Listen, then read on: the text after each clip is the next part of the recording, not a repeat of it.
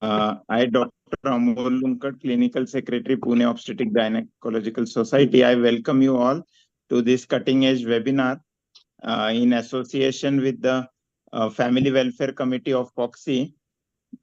So we have our chief guest today, Dr. Parag Biniwale sir, and our guest of honor, Dr. Ashish Kale.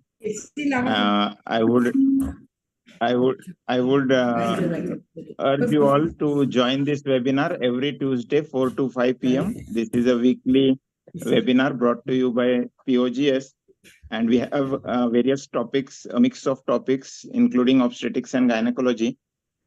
Just 1 to 1.5 hour of webinar, wherein we want you to go through various topics in a crisp way and with good carry-on messages. So I would request our president, Dr. Aarti Nimkar madam, to give her presidential address. Yeah. Good afternoon, everybody. I welcome you all for this cutting edge webinar. Now, after the menu, we are continuing this webinar in every Tuesday. So this time the webinar is in our house, POGS. All the POGS members are chief guest of honor, and chairpersons and speakers. We are having Avir Sarkar for the he's from the Foxy Family Welfare Committee, North Zone coordinator, and he's going to speak on the new era of the male contraception. That is a different topic we are having today. And another speaker is Dr. Neha Varun, Associate Professor of the AIIMS New Delhi. She's going to speak on the updates on the recent updates on contraception. So, and third one is on the obstetrics, that is intrapartum care, and Dr. Raymond George is the speaker for that, and Satish Deshmukh and Archana Pumilia are the chairpersons. And for the second session, Dr. Vaishali Korde and Uma, the experts of the subject, are the chairpersons. So, Amol, you can continue. Yes, ma'am. Thank you. Thank you for your blessing. I would request the BSV team to play the prayer. Prasad ji, can we have the prayer?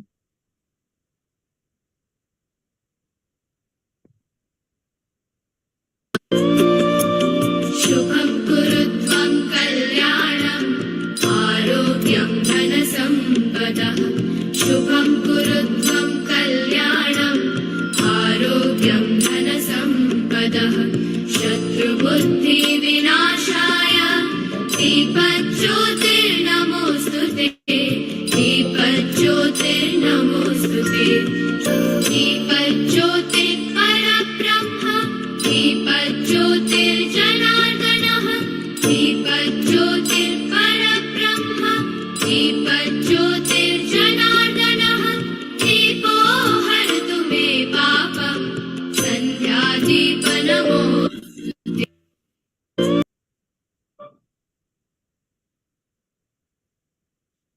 Yeah, after seeking the blessing of the Almighty, let us move ahead with the program. We have our chief guest, Dr. Parag Biniwale sir, and our guest of honor, Dr. Ashish Kale. I would request Dr. Meenakshi Deshpande, Secretary POG. Dr. Parag is on the guiding force of POGS, you can say, and now he is the chairman-elect of ICOG, and he was the past chairperson of YTP, it is a Young Talent Promotion Committee, and he's a very, very famous and a busy gynecologist in Pune. Thank you, So Parag, are you here? Don't waste time in that. Welcome you as a chief guest for this webinar today. Thank you. And our cutting edge webinar is going on with full bang, Yes. full force. Yes, So, absolutely. We would require your words of blessings for that. Thank you. Parag is a friend of friends. You're always a good guy.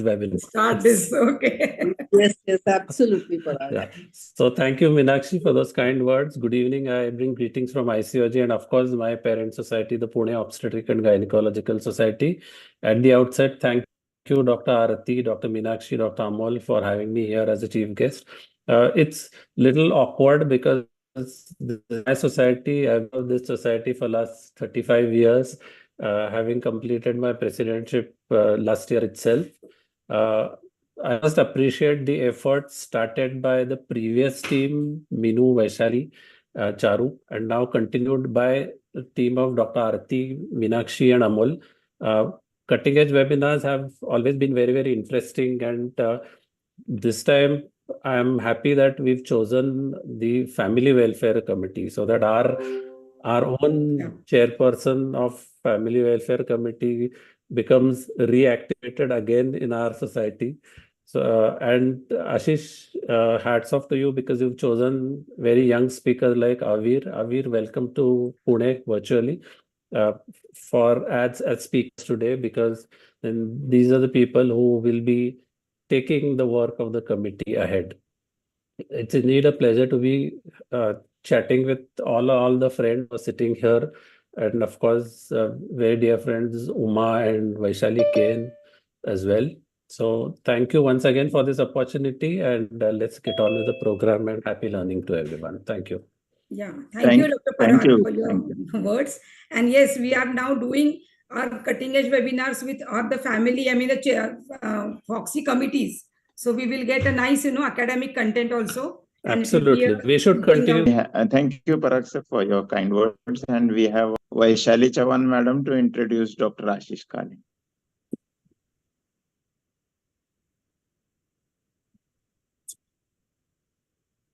Okay. Of the family welfare, he has been in. She's there. Yeah, Dr. Ashish Kale, and yeah. No, you can go So on. if you are there, please. All right, all right. Ashish, CV is there. Good evening, everyone. It's a great privilege for me to be here on this forum to share the forum with Dr. Minu Agarwal.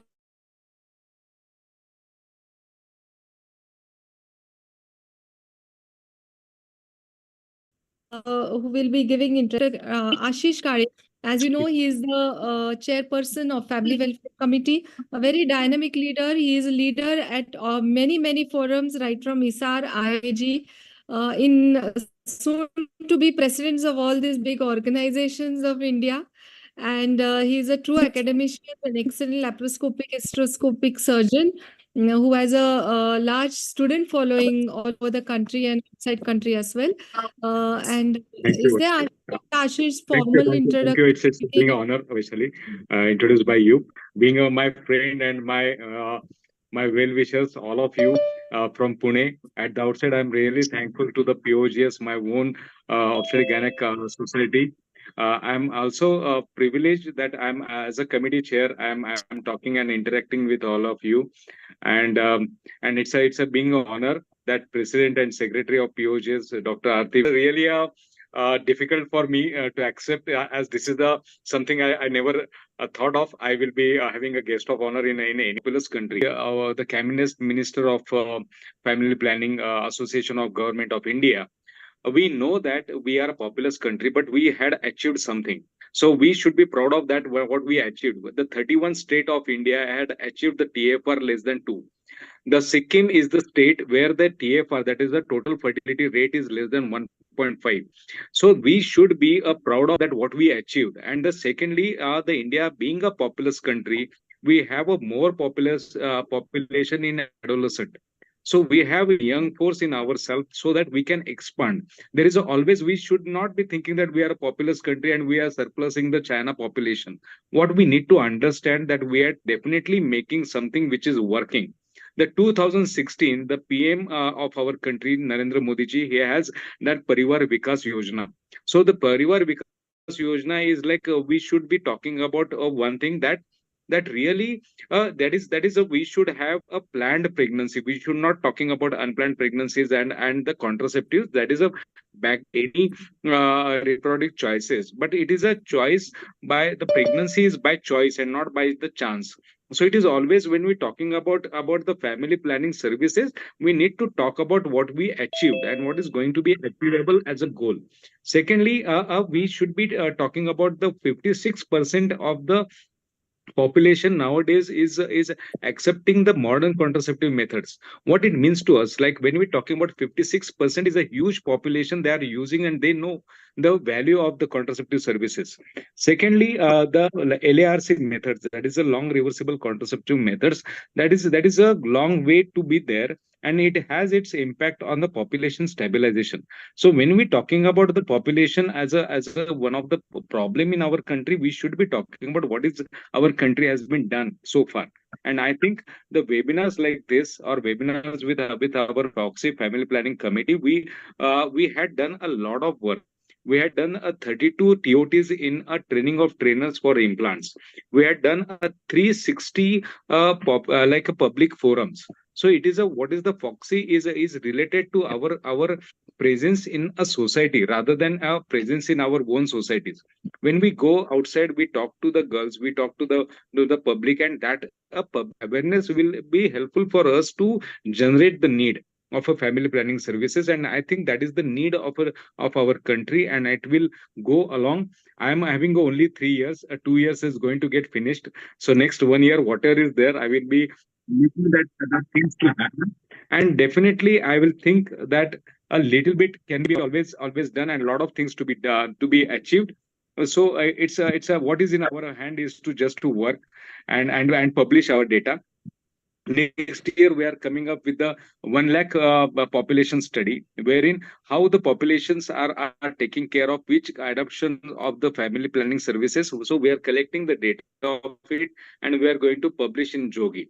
So with this, I wish all of you to a happy learning, and I welcome I am just a face of my committee. There are a lot of workers in my committee who make this committee really a shan of all of us as a Foxians. So I owe to each one of them. I'm just a face, the workers, and everything applaud goes to them.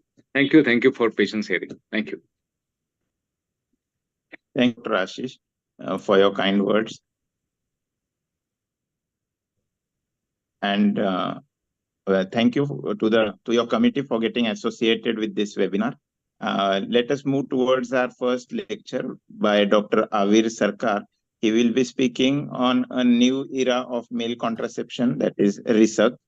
And it is my privilege to welcome the chairpersons for this lecture, Dr. Vaishali Kordanayak. She is Professor HOD at Maimar Medical College, Talegaon. She is the past secretary of POGS. And Dr. Uma Wankhede, Professor HOD of OBGY at Baramati Medical College. She is the president-elect of POGS. So over to Dr. Uma, madam, for the proceedings. Vaishali, please can you introduce our first speaker? Sure, ma'am. Thank you so much for inviting us for this cutting-edge webinar. And we would like to congratulate Manju madam for a thumping win. And can I have the slide, please, so that I introduce the first speaker?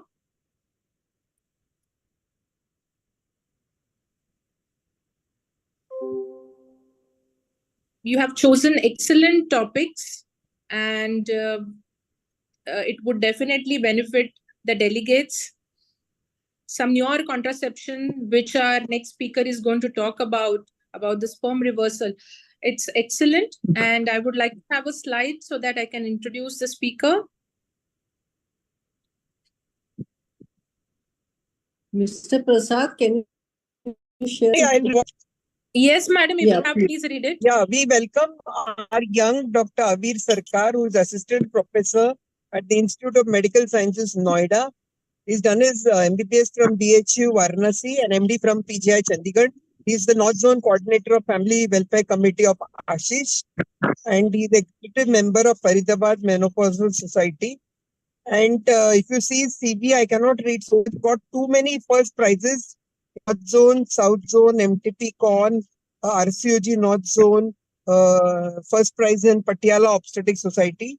He's got a number of publications to his credit. That is almost 86 for such a young scientist. Congratulations. He's a reviewer of Journal of Midlife Health, Journal of OBGY, Curious Medical Journal, BMC Women's Health, co-investigator for multicentric extramural research product on Remdesivir in antenatal COVID-19 and COVID-19 vaccine. And he's also had many social activities like the Project Pragati and Kashvi for adolescents, conducted more than 60 contraception awareness camps with the Dakshata Foundation and conducted several health camps and blood donation camps. So we've got a very young and dynamic speaker, Dr. Abir Sarkar. Thank you so much, madam. Thank you. I'll just share the screen once. Just the confirmation.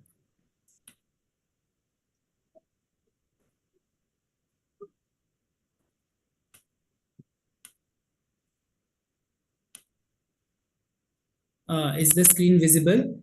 Yes. Okay. So, very good evening to everybody present over here.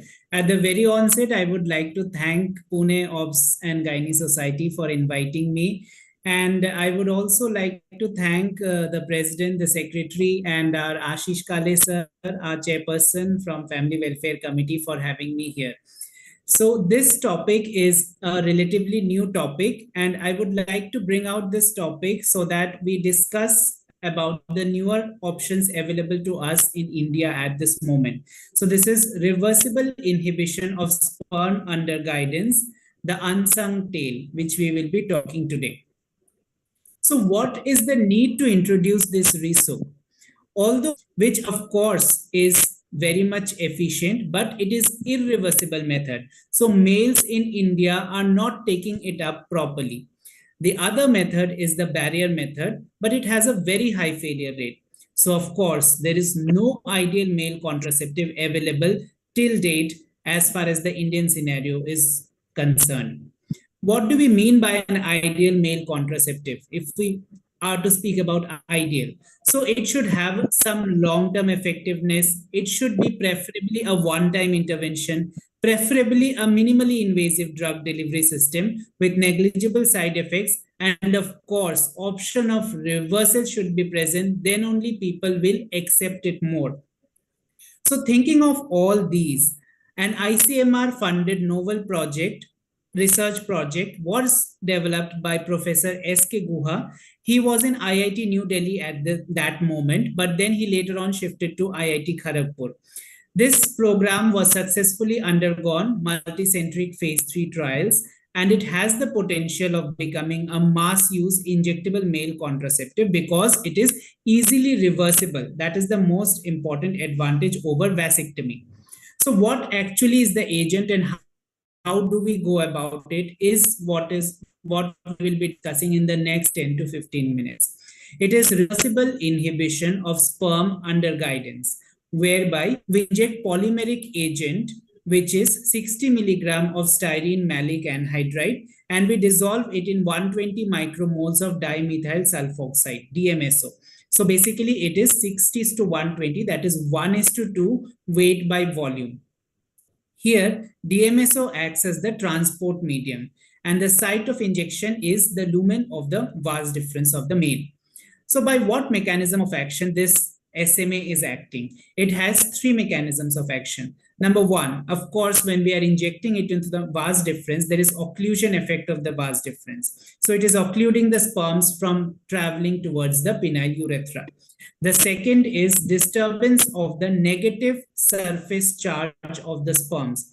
So the positive charge which is present in the RISO, it helps in neutralizing this negative charge of the sperms, thereby creating a charge mosaic so that even if some sperms come towards the urethra and go to the female genital tract, their spermatozoal acrosomal membranes are already ruptured because of the charge mosaicism, and those sperms are not able to fertilize properly. The third mechanism is that the acidic pH of the RISO neutralizes the alkaline pH of the semen, and so semen loses its capacity, its vitality. Sperms become the female genital tract, they are not able to fertilize. So even if males are not azoospermic, still their sperms are not having. Procedure client preparation, how do we do? First of all, we all know that gather approach has to be taken for all patients. Now there's a question whether written informed consent is required or not. Yes, of course, written informed consent is required because at this moment, Government of India has not launched it. So it is still in the trial phase, and so written informed consent is required. whether partner consent is required or not is a great question. But as of now, since it is a trial drug, so partner consent is also better to be taken. Then after all these things are over, then painting and draping is done of the pubic area, penis, scrotum, adjacent areas of both the legs near the scrotum. Then as shown in the picture, the penis is drawn away from the scrotal area by traction and securing it so that we get the ideal point of entry. Now, as the picture is suggesting, the ideal point of entry is midway between the penoscrotal junction and the upper pole of the testis along the median raphe of the anterior wall of the scrotum. So this is the upper pole of the testis and this is the penoscrotal junction. So in between, the midpoint is chosen in the median raphe, and here is the point where we will go for ideal entry point.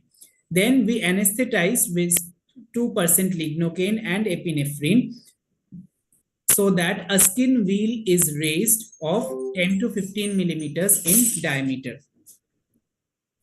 After that, basal nerve block is done. That is, nerve to the vas deferens is also palpated and block is given by local anesthesia, that is 2% lignocaine. With a finger grip method as shown in the picture and with the help of superficial dissecting forceps in the right hand, we will make a hole, that is a puncture hole is made in the median raphe, that is at the entry point, and through the same entry point we will go on both the sides, that is right and left, towards both the vas deferences, and we will try to first deliver out the vas deferens as shown in the picture, and then once the vas deferens has been delivered out, we will try to inject the Risu. But care has to be taken that while we are injecting the Risu, the bevel of the needle should be placed upwards, that is not towards the testis. And with your left hand, with the thumb and the second finger, that is the index finger of the left hand, try to put pressure in the red so that we prevent retrograde movement of the Risu. Although no evidence has said that if there is a little bit of Risu extruding retrogradely into the testis or epididymis, then no side effect has been observed till now. But still we are trying to push the Risu forwards so that the occlusion happens in the forward direction. Because later on, if reversal is done, reversal is also done by injecting the solvent at the same site. So that when it is extruded, then the after dissolving, it can be extruded out through the urethra easily. That is why a forward peristalsis is made and backward pressure peristalsis is prevented up to the testis. Now, after completion of the procedure, we have to pinch the scrotal skin for 1 minute so that there is no bleeding. After, when both the sides are over, you just pinch the scrotal skin for 1 minute. No skin suture is necessary because we have just made a 2 millimeter incision and not more than that.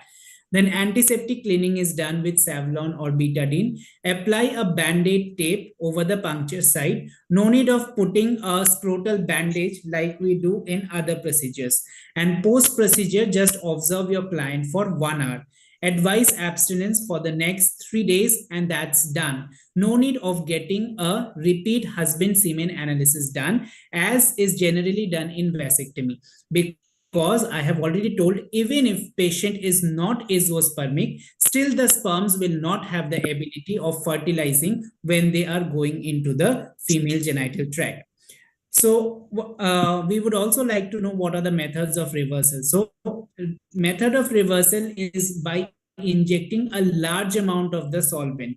Initially, I told you it was 120 micromoles of DMSO, but here we are injecting up to 500 micromoles of DMSO and that will dissolve the styrene malic anhydride.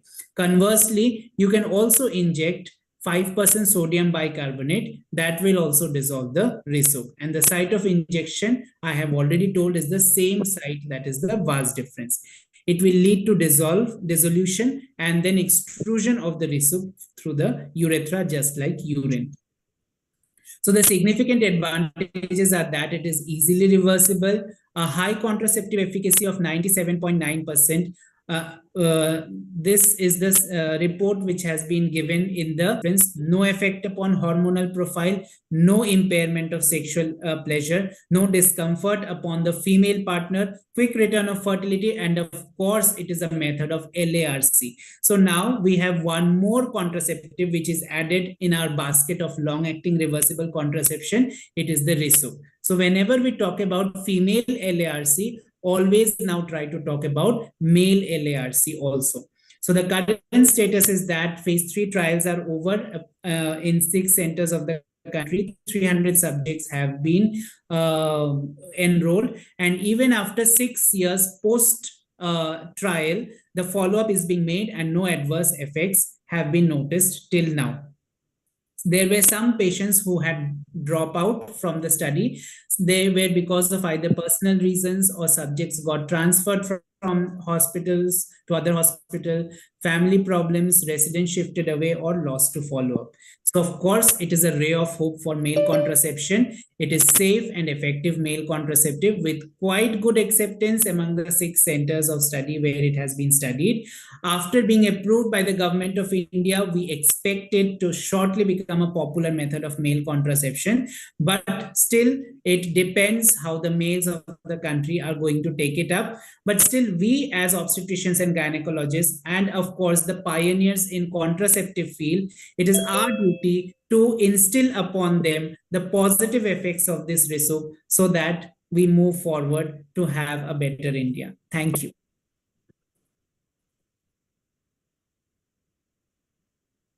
And a very new perception injection, how to give it. So we in the future we will keep the workshop on that. And Yes, train yes, the doctors. Yeah. Yes, Dr. Sarkar. Yeah, 1 second. Dr. Vaishali Korde, 1 minute. Yes. Have you got enough? I mean, have you tried this on many patients in your area? We have tried in very small group. Like when I was in Banaras Hindu University, it was one of those centers. So I've seen only a few patients over there during my tenure, like 4 or 5 patients only had accepted at that time. So like total 300 subjects have been enrolled till now, but then we really have to we'll come to see it when it gets introduced into the public domain, that how clients are going to take up, because males still now in India are not considering contraception so profoundly. They are asking their wives to get stressed rather than they becoming like taking a vasectomy. That is the big tragedy. Yes, ma'am. Dr. Sarkar, what is the full form of RSIOG? Reversible inhibition of sperm under guidance. Dr. Avi, excellent presentation, and thanks a lot for working on male contraceptives, because in a country like us, males have really escaped themselves from this responsibility of having contraception, and they should come forward and take this, and this would definitely be very useful in cases like heart disease, when women have such problems where we really want the spouse to take initiative regarding contraceptive. This would work wonders. Thank you for your excellent presentation, and we wish you very best so that this becomes quite acceptable and popular method of contraception. Thank you so much, ma'am. Thank you.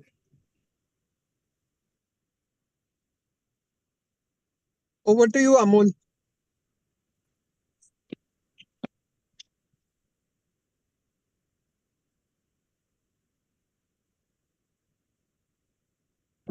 Yes, so let us move towards our next lecture.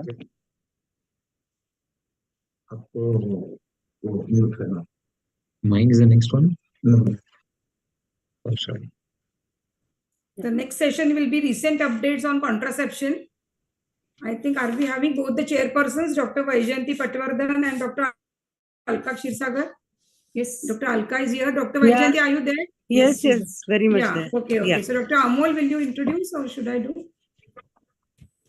Yes, madam, you please go ahead. Okay. So I would like to introduce the next chairpersons of the next session. Dr. Vaijayanti Patwardhan is a present currently treasurer of POGS, and she was a past president of IMA Pune, and she's an avid worker in all MTP related and family planning related fields because she's also the member of the MTP committee of Pune district.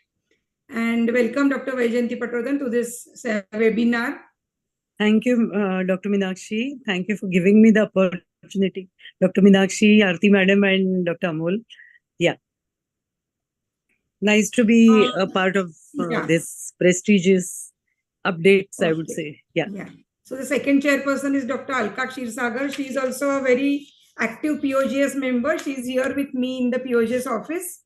And she is presently vice president of IMA Pune. And all of us are currently doing many social awareness activities, with the Public Awareness Committee of Pune Gynec Society. And we are doing social awareness, safe motherhood awareness in all the nursing colleges of in and around Pune city. So, Dr. Alka Kshirsagar, please Yes. 1 or 2 words of. Thank you. Thank you, Dr. Meenakshi. I take this opportunity to thank you all the cutting edge team for giving me the opportunity to present this being a chairperson. Shall I introduce Yeah. Dr. Neha? Yeah, Varun? Yeah. Welcome, Dr. Neha Varun, madam. Are you there? Yes, yes, madam. Yes. Good afternoon, madam. Dr. Neha Varun, she's an associate professor of AIIMS, Delhi. She's a member of FOXY, AOGD, Endoscopy Committee, then FOXY Family Welfare Committee, FOXY Medical Disorder in Pregnancy, FOXY Clinical Research Committee, AOGD Breast and Cervical Cancer Awareness and Prevention Committee, and founder member of NAMAHA. National Master Trainer of Implanon of Government of India. Publications are there are more than 40 publications in national and international journals, various chapters in books. She's got Kamini Rao Oration Award of FOXY in 2022, Mrs. Vidya Basin Award 2024, Award for Outstanding Contribution as National Master Trainer of Implanon 2023, Young Hysteroscopy Award 2023, Dr. Manjula Rohatgi Best Endoscopy Video Award 2023, Bronze Medal in Competition Paper AOGD 2012, Srimati Rukmini Gopal Krishnan Memorial Medal 2006. She's got special interest in minimally invasive surgery, maternal fetal medicine, and medical education. So over to Madam. Thank you, ma'am, for such a nice introduction. I want to thank POGS and Dr. Ashish for giving me this opportunity. So, contraception is something which is very near to my heart, and it is one of my area of interest. And I'm doing many projects and PG thesis in contraceptive methods. Let me share my screen.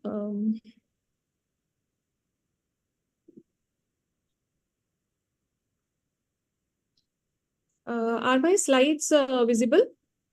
Yes. Okay. Yeah, so without wasting time, I'll just, I have a topic on recent updates on contraception. So initially I thought, what should be included in this? So it's a very short presentation. I try to include whatever recent we have, whether they are available with us or not available with us. So I have enlisted all the things which are there in the literature. And then I think in the end, we can discuss what is available with us in the government supply and in the private sector. So,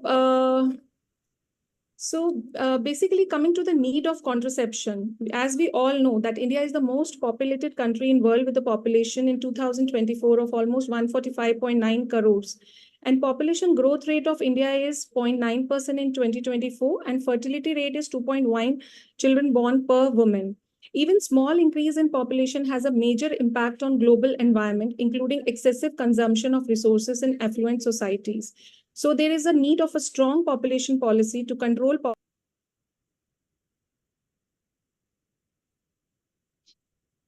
About 40% of pregnancies worldwide are unplanned. Many of these pregnancies are terminated often by unsafe means, increasing a risk of septic abortions and thus increasing risk of maternal mortality. The ability to regulate fertility has significant impact on infant, child, and maternal morbidity and mortality. The risks associated with pregnancy and childbirth are far greater than risks secondary to use of modern contraception. As we all must have been seen that around 2/5 of all pregnancies are unintended, and if we meet this unmet need of contraception, we can, as already said by my co-speaker Dr. Avir, that ideal contraceptive method should be safe, effective, acceptable, inexpensive, reversible, simple to administer, independent of coitus, long-lasting to avoid frequent administration, and should require little or no supervision. And this is just the broad category. I want to say that we have that male and female contraception. In both these categories, we have the temporary methods and the permanent methods. And in temporary methods, we have the barriers, hormonal, and IUCDs. In barrier, as we all know, the condoms, diaphragms, and cervical cap is there. In hormonal methods, we have OCPs, implants, ejectables, patches, and the vaginal rings. And in intrauterine device, we have the copper tees, the progesta certs, and the Lippes loop. So this is just a complete list of all the traditional contraceptive methods we have. Now I'm going to discuss only the methods which we are not using or recently launched, or it's there in the literatures or in other countries. So first of all, I want to come on this Implanon. As we all know, these subdermal implants and subcute MPA has been recently launched by Ministry of Health and Family Welfare in 2023. And I am one of the 5 national master trainer trained by the Government of India for implant insertion. So it is a contraceptive rod containing 68 milligram of etonogestrel. The length is around 4 centimeters and 2 millimeters in diameter. Duration is 3 years. It is a very safe, highly effective, long-acting and low maintenance form of contraception is there. And it is used in women for whom estrogen-containing contraceptives are contraindicated. Fertility resumes quickly once the implant has been removed. Failure rate is, with the perfect use, it is only 0.5%. With typical use, it's 1%. Side effects, mainly menstrual irregularities, amenorrhea, and insertion site complications. I've been doing many projects in my center on Implanon, and it is having good acceptability. Coming to Subform has been launched along with the subdermal implants, and it is basically to make the patient friendly, and they can self-inject these MPA so that we can reduce the failure rates, dropout rates, the patients are not coming back. So this subcutaneous MPA, it is for single use with collapsible reservoir that cannot be refilled. I have shown in the diagram. This is the picture of subcutaneous MPA. And it is 62% lighter and 25% less voluminous than medroxyprogesterone IM package. It provides slower and more sustained absorption of the progestin than intramuscular MPA, and it enables almost 30% lower dose of progestin and reduce peak blood levels by half with same duration of effect. And it is almost 99.7% effective. Effectiveness, mechanism of action, everything is same. It is just that IM has to be given by the service provider, and subcutaneous is mainly planned so that the patient can inject themselves. Side effect profile, again, it is almost similar to MP and IM. So both these subdermal implants and subcutaneous MPA, they are now in the family planning programs, and we are getting from the government supply like our IUCDs and the hormonal contraception. But it is still in the restricted usage. Only the few states or hospitals are getting this under the supply. So now coming to the other less commonly used methods, but we should be knowing that all these methods are available. So out of these, the first is a FACSI. FACSI is a non-hormonal vaginal pH modulator gel, and it consists of lactic acid, citric acid, and potassium bicarbonate. It is used within an hour before an intercourse on demand, and efficacy is almost 86% with typical use. So how it acts? Basically, immediate sperm motility reduction is there through the maintenance of an acidic vaginal pH and creation of a viscous gel barrier. And it should be avoided in patients with recurrent UTI and pyelonephritis. It was first launched in 2020. Coming to this contraceptive pill, which is Nextstellis. It is a combined oral contraceptive pill. It consists of 3 milligram of drospiron and 14.2 milligram of esterol. It is a first contraceptive pill containing E4, which is a new naturally occurring estrogen with a unique mechanism of action that offers potential advantages over other estrogens. Demonstrated almost 98% efficacy and overall Pearl index of 2.65. And it was FDA approved in 2021. And it's contraindicated in hepatic and renal impairment as well as it is less effective in females with a BMI of more than equal to 30 kg per meter square. Coming to this vaginal ring, which is Aloe Vera. Aloe Vera is a progesterone acetate and ethinyl estradiol vaginal system. It is a ring, non-biodegradable, flexible, opaque, white contraceptive vaginal system containing 103 milligram of progesterone and 17.4 milligram of ethinyl estradiol with 2.25 inches in diameter. Each aloe vera releases an approximately average 0.15 milligram per day of progesterone and 0.013 milligram per day of ethinyl estradiol.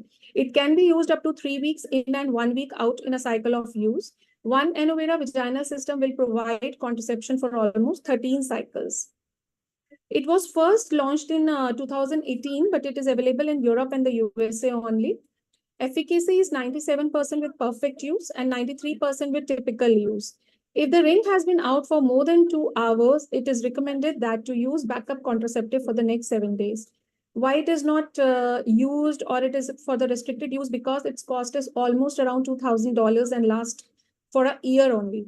And it is again contraindicated in hepatic and renal impairment. The side effects consist of discharge, discomfort, and rarely toxic shock syndrome. Coming to this patch, which is with the name of Twirla, it is a transdermal contraceptive delivery system and the low-dose levonorgestrel and ethinyl estradiol transdermal system. It is launched in 2020. It releases almost levonorgestrel 120 micrograms per day and ethinyl estradiol 30 microgram per day. Rather, one new transdermal system is applied and worn for 7 days for 3 consecutive weeks. No TDS is worn during week 4 when withdrawal bleeding is expected. So again, this is 3 week on and 1 week off. Overall Pearl index is 5.8 and efficacy confers to 95% almost. So coming to the side effects, it's having a application site disorders, nausea, headache, dysmenorrhea, increased weight, and cholelithiasis, cholecystitis. They are very rare. Major depression, suicidal ideation, and gastroenteritis. Twirla is contraindicated in patients at high risk of arterial or venous thrombotic diseases, including women with a BMI of more than equal to 30 kg per meter square, headaches with focal neurological symptoms, migraine with aura, more than 35 years of liver tumors, acute viral hepatitis, undiagnosed AUB, and a pregnancy and a history of breast cancers. So coming to the last, which is a Gynaefix, it is again a small frameless copper-containing IUCD. Its duration is for 5 years and it is available in 2 options. There are 2 versions. One is a 200, which consists of 4 copper sleeves, and one is 380, which consists of 6 copper sleeves. So as it is a smaller in size, devices are better tolerated with less effect on the amount of menstrual blood loss. As you can see in the diagram, there is one monofilament, there is a knot at the top, and there are 4 cylindrical hollow tubes. So in 200, there are 4, in 380, there are 330. So there are certain studies which says that it is better than the, standard copper T, which is T-shaped, because it is having only the loops. So some studies, they have said that there is a less pain and discomfort and an AUB in Gynaefix as compared to our standard copper Ts. So, and its index is of 0.1 to 0.5 and efficacy is almost 99%. So it comes with a specialized instrument. And as you can see in the second diagram, with that instrument, this knot at the top get fixed at the fundus. And so the cube, that cylindrical cubes are in the uterine cavity. So finally, to conclude, from a global standpoint, there is clearly a desire and need for more contraceptive options. Couples desire more choices for fertility control as unplanned pregnancies continue to occur at alarming rates. Paucity of research in male hormone contraceptive control is again one gray area. Government and not-for-profit sponsors, they are needed to devote necessary resources for long-term efficacy studies of newer molecules. Thank you. So, Thank you, Dr. Neha. It was really a very, very wonderful talk. You really opened the plethora of all the newer things which are available, and we should look forward to having all of them available for our society also, because I feel that two most important tools which the modern women in India have. One thing is the education, and second thing is contraception, which has really uplifted the lives of women. So, any questions from anyone? Yeah, one question. Can you hear me? Can yes, you hear me? yes. Yes. The question is that today was launched very vehemently in the market. Naloxone was launched as, but it went as a total failure. See, any patients whom I prescribed. Hello. Hello, Aarti. Yeah, Mute kar. Go ahead. Yeah. It went as a total failure. The next thing is efficacious. Sorry, can the others please mute yourselves? Hello.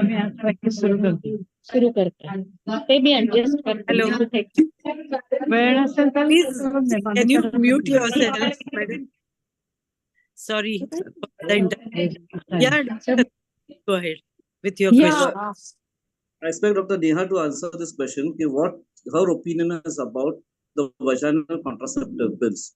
Are we supposed to really market them, advise them to the patients? What exactly is her opinion about it? Dr. Neha Varun. Yes, sir. Yes, sir. So basically, what I feel contraceptive method is one, actually, it should not be on a cost. And currently in the family planning programs, we are not getting all these vaginal rings, patches, and other type of IUCDs. So what we have. Neither are the implants available in the market. Implants. They're Yes, not sir. available. That's what I'm saying. In the start, I told you that apart from implant and subcute MPA, whatever I have told, they are either available in other countries, or if they are available in our country, they are very costly. And second thing, the contraceptive is one thing which I feel it should not be charged. So we have very good options available in our family planning basket to provide them LARC. And now we have subcute MPA and implant, which is a very good long-acting reversible contraception. So actually, I am not for vaginal rings or patches, because we have very good methods which are available in our government supplies. So this implant has been launched in many states. Definitely, I'm telling you, like in Delhi also, we are getting in only 5 centers at present. Like I'm getting implant, but I'm not getting subcute MPA. But yes, it is in a phased manner, and ICMR and WHO, they are in a process of, expanding it on the actually related to the usage. They want how much we are using implant. So myself, I am doing some projects, and I have seen actually a very good acceptability of implant on after explaining them, because people doesn't know actually what is implant, subdermal implants. Even the physician doesn't know that we have this option. So I am not for actually these vaginal rings and the patches. So I tell you an experience. African countries, implants are being used like anything, In fact, Yes. They go to the home and they inject the implants in them. They're so well trained in that. The next Yes. thing I, of course, request Dr. Avir Dr. Avir Sarkar. All gynecologists, they should be very well trained in retrieval of vas difference. Once we really know how to dissect a vas difference, all the gynecologists will start advocating male contraceptive itself. Maybe Yes. for temporary conceptions or maybe permanent also. Vasectomy. Yes, The whole sir. problem of the vas difference. That is the main problem actually, and not the how we talk with the patients, how we motivate our patients. It all depends upon them, because even today the Indian patients, they consider doctors as their gods itself. So whatever we advise them, they do accept it. Provided the way we advocate them, how we teach them, and how we know. Basically, we should have the knowledge. Yes. So, Dr. Neha, you just mentioned that you were one of the 5 trainers who trained in this thing, and that's wonderful, and congratulations. Dr. Parag Biniwale is also our major supporter and backbone of POJs. So maybe we can, being an office bearer, we will definitely try to have maybe some trainings, because this is something which as the use increases, we can have a better, even the cost will reduce and everything, all the resources can be better utilized. So from my side, maybe, and with my president and secretaries of POGS, we will definitely try to do something related to the things which are available for us, but not yet widely popularized. Yeah. Thank you so much. I think we should be moving to the next session. So over to you, Dr. Amol. Yeah, thank you very Okay. much for Thank you. being with us.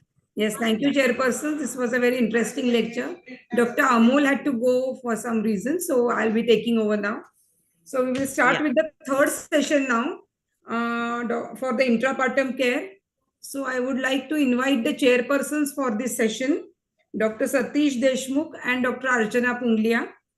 Dr. Satish Deshmukh is a managing committee member of Pune Obstetric Gynec Society and a fast practicing gynecologist from 25 years, 30 years, I think, in the Pune Deshmukh Hospital. And Dr. Archana Punglia is the past treasurer.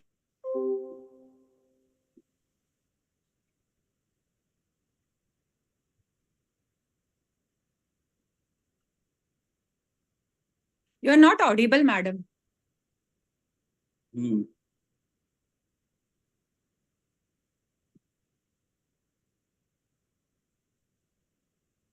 Is Meenakshi ma'am audible now to others? No. Okay.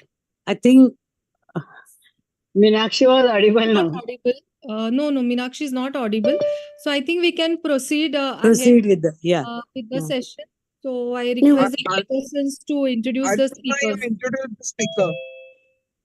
Yeah, Yeah, I so- invite Dr. Raymond George for his presentation on intrapartum care. Dr. Raymond George is a senior consultant maternal and fetal medicine at Rajagiri Hospital, Aluva. He has a credit of 6 international journal publications. Help just And, share the screen. He has contributed No. in JFOG guidelines on labor and delivery, and he has a special interest in high-risk pregnancy and perinatology. Over to you, Dr. Raymond George. Yeah. Good evening, all. Once again, ma'am, I'll share my screen.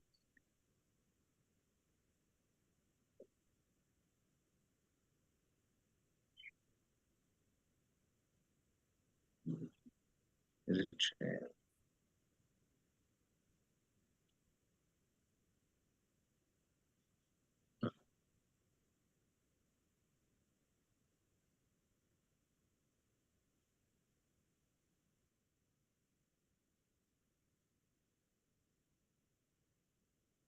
Yeah, can you see my slides? Yes, we can see. Just Yeah, I'll magnify just put those. in the, yeah. Make it full screen. Yeah, make it Yeah, full. sure.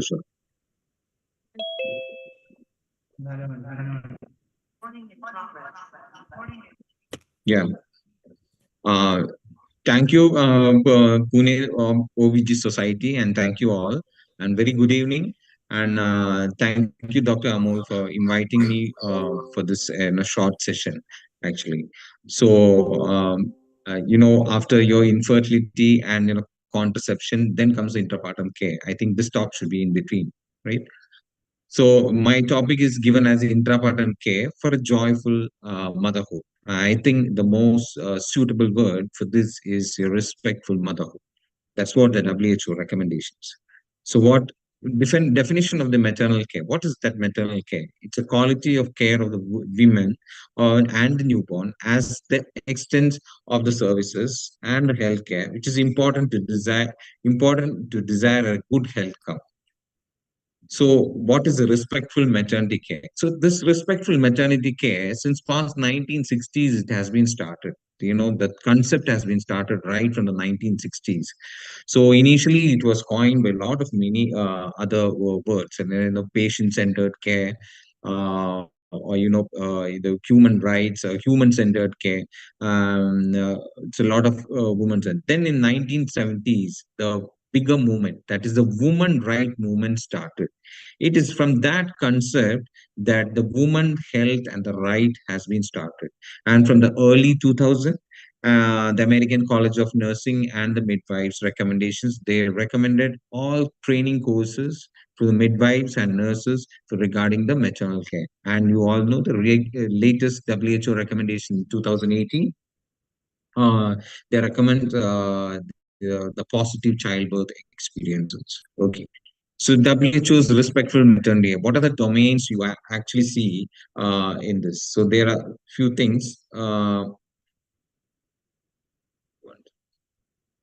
So one is the dignity of the patient to be maintained, and second is the privacy, the confidentiality, ensure freedom from harm and mistreatment, enables the informed choice to the patient, and a continuous support during labor and the childbirth.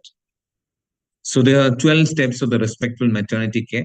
This is actually coined by the International Childbirth Initiative. Again, the International Childbirth Initiative is basically, we know there are multiple professional bodies involved. Even the FIGO is involved in this, even the nurses, the midwifery, the education system, the many of the professional bodies are involved. And they came with the 12 step of respectful maternity care. So these are the 12 points which we look at. One is provide, as I already said, provide respect, dignity, and the informed choice. Provide free and adorable care with the cost transparencies. Routine provide mother, baby, family, maternity care. Offer continuous support, not during the intrapartum, yes, after delivery also, postpartum. Provide the pain relief measures, provide evidence-based practices, avoid harmful practices, enhance wellness and prevent illness, and provide emergency care and transport, support a human resource policy, provide a care continuum, and promote breastfeeding and skin-to-skin contact. So the importance of the respectful maternity. Why is this important? So we all know the woman feels supported, respected, safe, and able to practice in a shared decision. So that's very important, a shared decision with the health provider for a positive childbirth experience. All women, it's again legally, if you know, all women has a right to freedom from harm of ill treatment, the right to provide the informed choice, and they have the right for the refusal to consent also, and respect their choices and preference, including the companionship, which is very important during the maternity care. So we have a lot of 12 steps which I already told you. How to measure this approach? Okay, how we want to strengthen? You want to strengthen the healthcare facility. For that you need regular. You need to have a regular audit, right, to improve this healthcare system, whether I'm doing wrong or that my health system is doing better. So for that, we have a direct observation labor room by data collector. That is to be a one-to-one approach. Again, is the facility-based exit interviews that you have right now, have the Google Forms and the reviews and everything. Then you have the community-based interviews. Okay. So there are a lot of studies regarding, continued maternity care has been done. So what are the we look at the larger studies in the perspective. So one is a WHO study where you have how women are treated during facility-based childbirth study. So there are two observations they had done in the WHO. It's a number of around 3,000 births. So they took a labor room. One is a labor room observation. Second is a community-based observation. So in the labor room observation, so the WHO was done. Actually, the study was done in 4 countries, that mainly in the African countries. In that, they say the 40% abuse, the women were treated abuse. That is either physically, verbal, or there's some point of discrimination. And 59% there were no consent for vaginal examinations. And 4.5% give birth without a healthcare provider. Second, coming to the community-based, when you observe it, there was again a 35% abuse, 11% unconsented procedures, like say cesarean section. 56% they don't give even verbal consent for the episiotomy, and 21% for induction of labor. So interesting. The second study, the study was partly done in India also. That is a person-centered maternity care in the low and the middle income countries, where you have the 3 countries like India, Ghana, and Kenya. Okay, in that they say 60% of women reported that providers did not explain the purpose of examination or the procedure which they are undergone. So especially while doing, pervaginal examination or doing any small procedures, the informed choice or the consent has not been taken. Again, looking into the high-income countries like United States, that's a giving voice to mothers study. It's a large study, in fact. And in there, and even in the United States, the women of color and the poorer women are more likely to experience a mistreatment or ill treatment compared to the white or rich women. So despite of low income or middle income or high income, definitely there is a lot of discriminations and physical abuses have been reported in terms of positive birth child experience. Okay, so now what's the Cochrane review? We all believe, end of the day, we believe in a Cochrane review, right? So in there, only 41% of the RCTs were reported on women's experience of continuous support, that is even after the birth. Rest almost near about 60%, only it measures the clinical outcome. Like say the mode of delivery, like vaginal birth or cesarean section, or even instrumental or interventions. So there is a lot of advice for the clinical providers for intrapartum care and postpartum care. Offer women the possibility of being cared by the midwives or nurses. There should be a one-to-one care.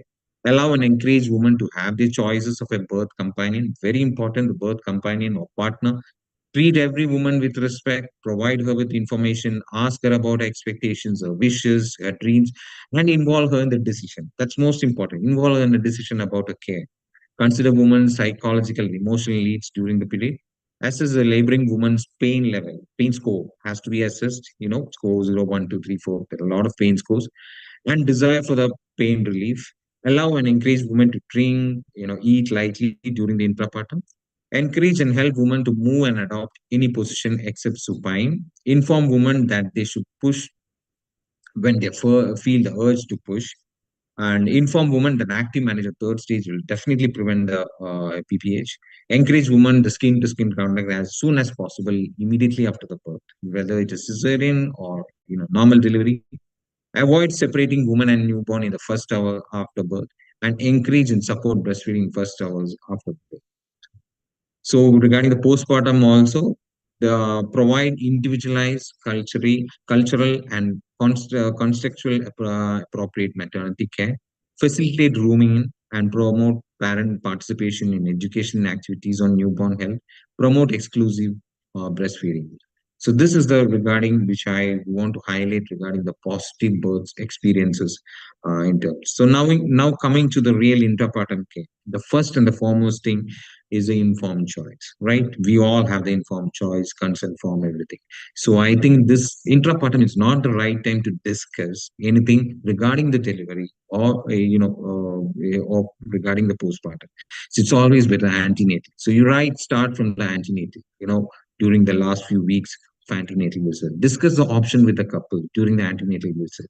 At least verbal consent. Suppose any procedure, emergency procedures you need to do, or in terms you want to, examine her. So give a verbal consent. At least consider a verbal consent for any procedure or examination, especially in terms of emergency instrument deliveries. Okay, now coming to the partogram, which is very essential during the intrapartum care. Yes, partogram has been used as a labor monitoring globally. Often used, it is incorrectly or inconsistently because of lack of awareness or lack of knowledge. WHO published a consolidated set of recommendation of intrapartum for positive childbirth. So there's a new partogram, the next generation partograph, the labor care guide, is LCG. So this is how it looks at. When should that see, right? Cervical, it is generally used right from the active phase of labor, and the cervical dilatation, which is more than 5 centimeters. Regarding the admission CTG after the consent form, yes, admission CTG, we all do admission CTG. Is that really needed? Admission CTG? So there is very clear evidence that in fact, no evidence of admission CTG in low risk pregnancies. Absolutely low risk, spontaneous, primary, low risk pregnancies. There is no evidence, there is no positive evidence, in fact.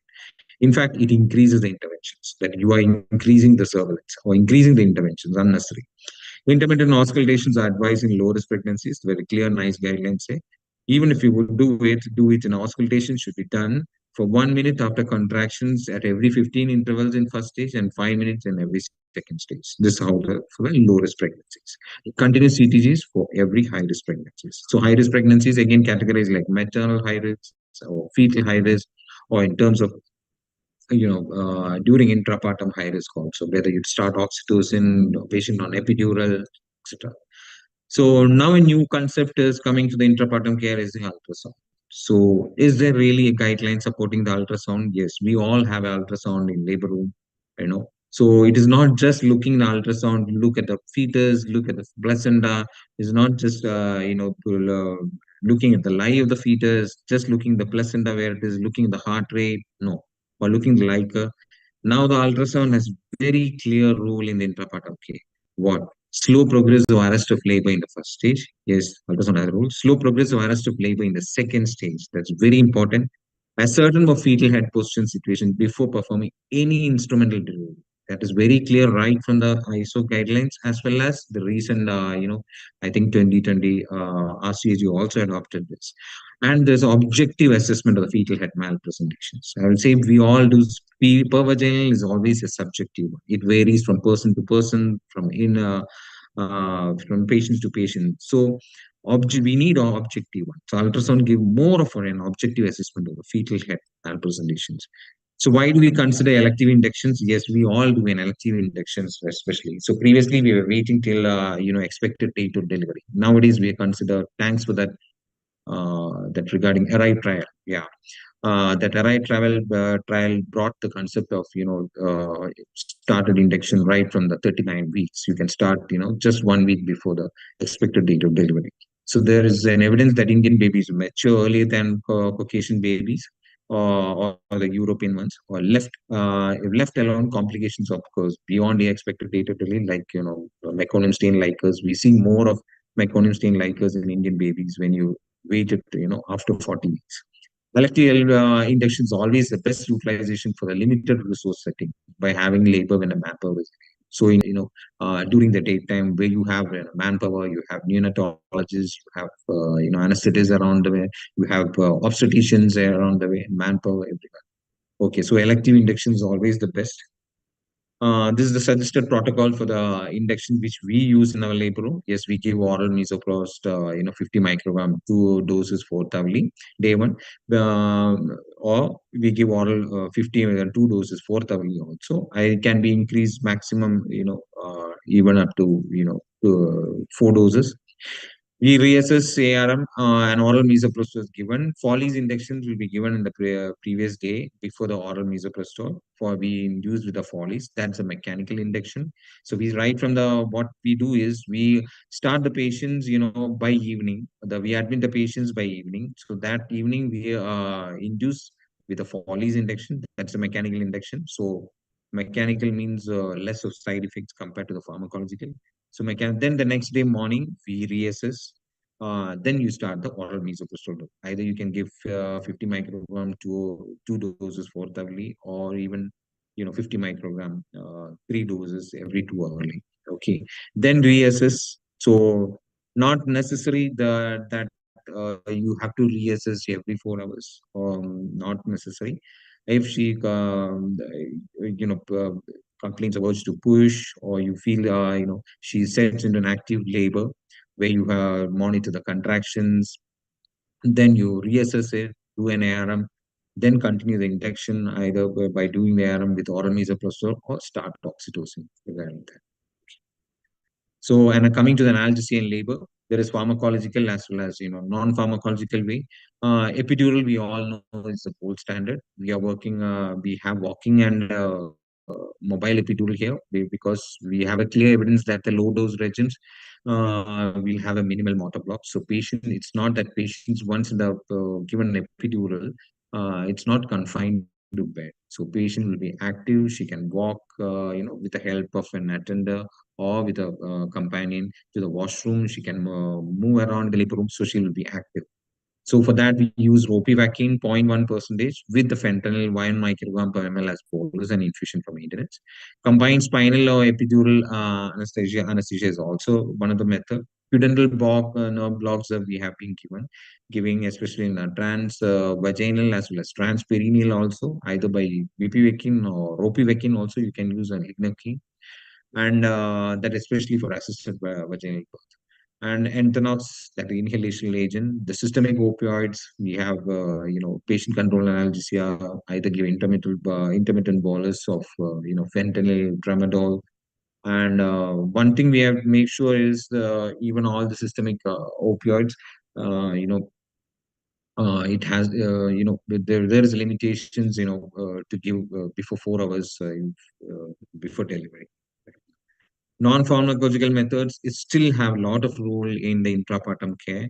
Non-pharmacologicals, we use in a music therapy. Birth companion is one thing which I'll come to that point. Breathing and relaxation technique, birthing balls, water birth, water immersions, aromatherapy, tents, massages, hot water massages, and all. These are the non-pharmacological ones.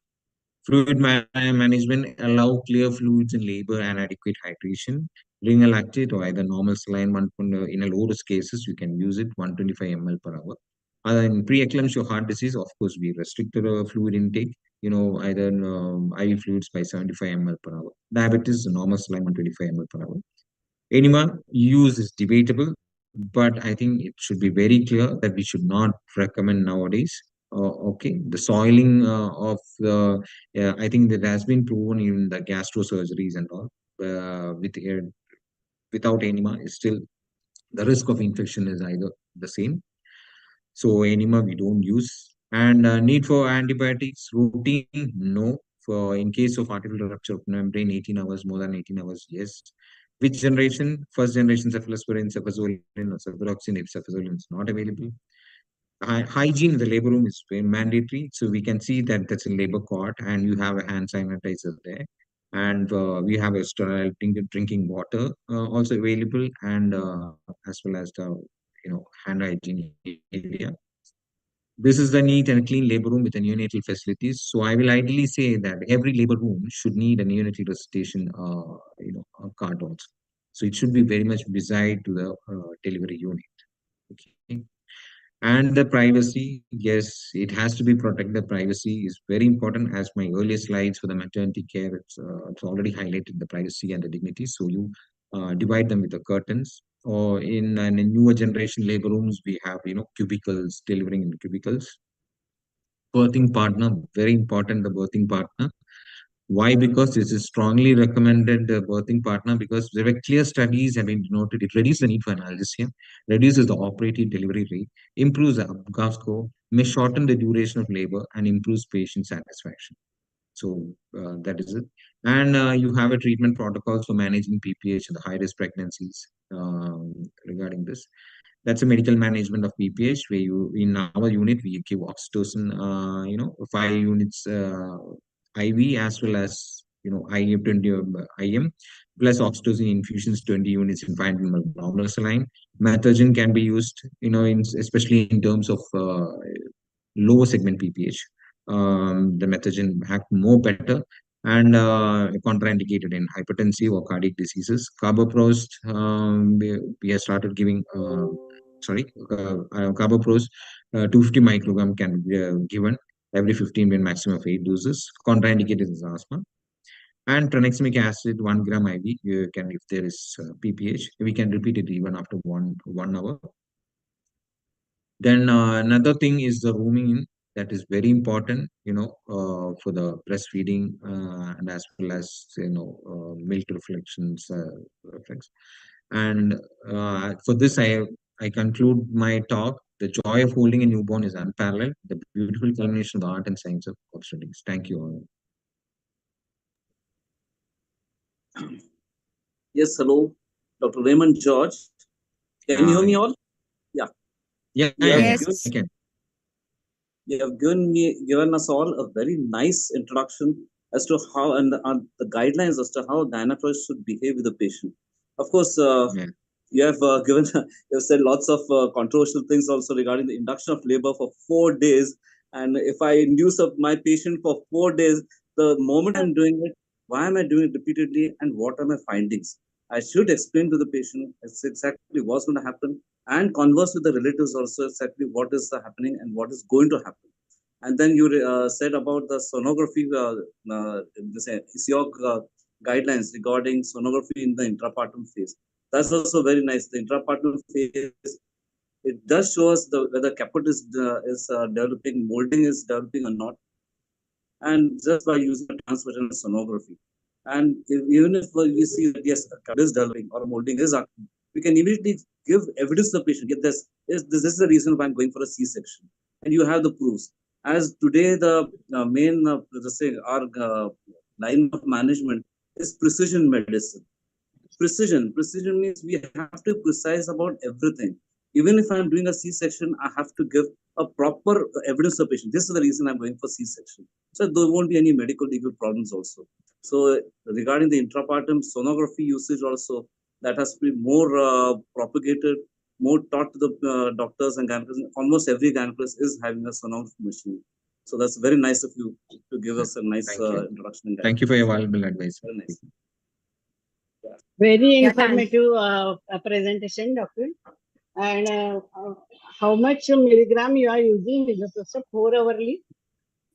Madam, as usually the sir has been, Satish sir has been told, actually the patients no waiting time, like 3 days and 4 days of induction is again a tedious thing. So what in our labor room, what we does is, of course, I explain the patient that you waited till 9 months, can you wait for another 3 days for the, so slow induction always, I feel it, no, that's how the patients, the moment they step into the labor room, they want to, baby in their hands. So of course, the anxiety will be addressed properly. But misoprostol as a dose, I will tell you, we are given or liquid misoprostol also, oral misoprostol 50 microgram, 2 hourly, 4 doses a day, you can.